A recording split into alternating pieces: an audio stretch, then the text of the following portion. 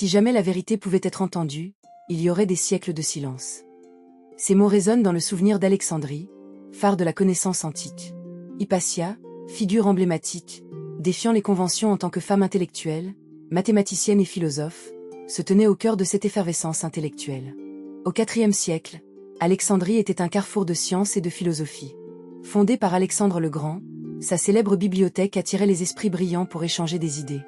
Les ruelles pavées, étroites et labyrinthiques, étaient bordées de colonnes majestueuses et de jardins luxuriants où l'on pouvait trouver des discussions passionnées.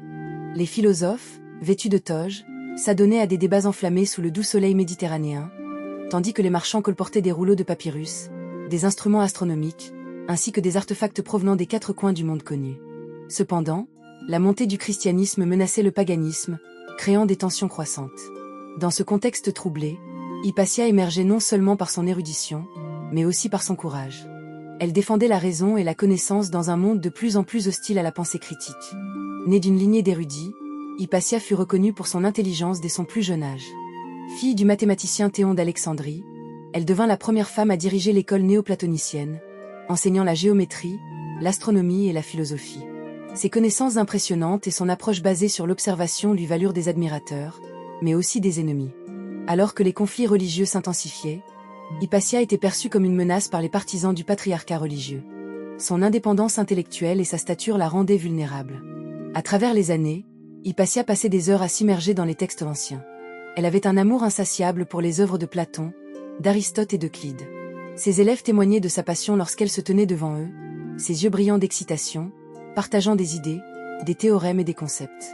Elle aurait souvent déclaré « La connaissance est la lumière qui dissipe l'obscurité de l'ignorance ». C'était un appel à l'éveil, un cri du cœur pour ceux qui aspiraient à comprendre le monde au-delà des superstitions. Mais ce même désir de savoir lui valait l'animosité de ceux qui rejetaient la raison au profit de la foi aveugle. En 415 après Jésus-Christ, la situation devint critique. Les affrontements entre chrétiens, païens et juifs transformèrent Alexandrie en champ de bataille idéologique. Les émeutes éclataient dans les rues, chaque camp cherchant à imposer sa vision. Les cris des partisans résonnaient comme le bruit d'une tempête, et les tensions palpables faisaient vibrer l'air. C'est dans ce climat d'intolérance qu'Hypatia, au sommet de sa carrière, représentant un symbole de sagesse et de résistance, devint une cible. Les événements tragiques qui conduisirent à son assassinat ne furent pas isolés.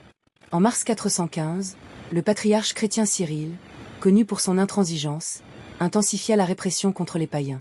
Les luttes de pouvoir entre les différentes religions, alimentées par des rivalités politiques, explosèrent. Hypatia, en tant que figure éminente de la pensée païenne, était perçue comme une menace non seulement pour le christianisme, mais pour l'ordre établi. Les rumeurs à son sujet circulaient, la décrivant comme une sorcière, une manipulatrice des esprits. Une nuit de mars, dans la lumière blafarde des torchers, une foule enragée se forma autour de la maison d'Hypatia. Leurs visages étaient déformés par la haine, leurs cris un écho de fanatisme. Des chants de guerre retentissaient, tandis qu'elle hurlait des slogans teintés de rage religieuse. Hypatia, consciente du danger croissant, se heurta à une dure réalité. Elle savait qu'elle ne pouvait éviter l'inévitable, mais l'idée de la violence l'effrayait. Alors qu'elle se dressait à sa fenêtre, observant la marée humaine approcher, elle ressentit un mélange de tristesse et de détermination. Les mots de son père, Théon, la hantaient, elle se rappelait de ses leçons sur la vérité et la nécessité de la défendre, même au risque de sa propre vie. Le soir tragique où Hypatia fut brutalement assassinée illustre le déclin d'une époque. Des fanatiques religieux, enivrés par leurs propres convictions, pénétrèrent dans sa demeure, l'arrachant à ses livres et à son savoir. Ils la traînèrent dans les rues, la violence s'abattant sur elle comme une tempête dévastatrice.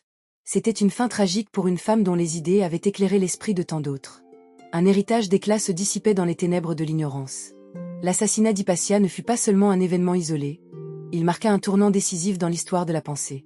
Son érudition et sa sagesse furent brutalement anéanties, créant un vide dans le monde des sciences et de la philosophie. Les siècles suivants assistèrent à une montée de l'obscurantisme, où la raison fut souvent reléguée au second plan, étouffée par des dogmes et des croyances irrationnelles. À travers les âges, son héritage persiste. Hypatia devient un symbole de la lutte pour la connaissance dans un monde hostile. Sa mémoire, à la fois tragique et inspirante, interpelle chacun de nous à réfléchir sur la valeur de la connaissance face à l'ignorance et à l'obscurantisme. Dans cette lutte, Hypatia reste une muse pour ceux qui chérissent la liberté intellectuelle. Son histoire tragique nous appelle à défendre la vérité et la connaissance, à élever la pensée critique. Son héritage, toujours d'actualité, nous exhorte à ne jamais négliger notre responsabilité envers le savoir. Les idées d'Hypatia, soutenant une éducation fondée sur l'exploration, l'analyse et la curiosité, trouvent un écho dans les débats contemporains sur la science et la religion. À une époque où la désinformation prévaut, son appel à la pensée critique est plus pertinent que jamais. L'importance de remettre en question, de s'interroger et de ne jamais accepter passivement une vérité imposée est essentielle pour le progrès humain. Les conséquences de son assassinat ont façonné les siècles suivants, illustrant la fragilité de la pensée libre. Le Moyen Âge, souvent perçu comme une période d'obscurité intellectuelle, fut en partie une réponse à la lumière que des figures comme Hypatia avaient projetée à Alexandrie. Les dogmes religieux dominèrent, et la science, reléguée au second plan, dut attendre la Renaissance pour revivre. La fin d'Hypatia ne marqua pas seulement la chute de ses idéaux, mais également un glissement vers une époque où le savoir serait perçu comme une menace. Les patriarches, comme Cyril, prirent de plus en plus de pouvoir, et l'Église chrétienne s'imposa comme l'unique autorité sur la vérité. Les idées païennes, jadis célébrées dans les salles d'Alexandrie, furent désormais considérées comme des hérésies à châtier. Les philosophes et scientifiques qui osaient remettre en question les dogmes établis de l'Église faisaient face à des persécutions.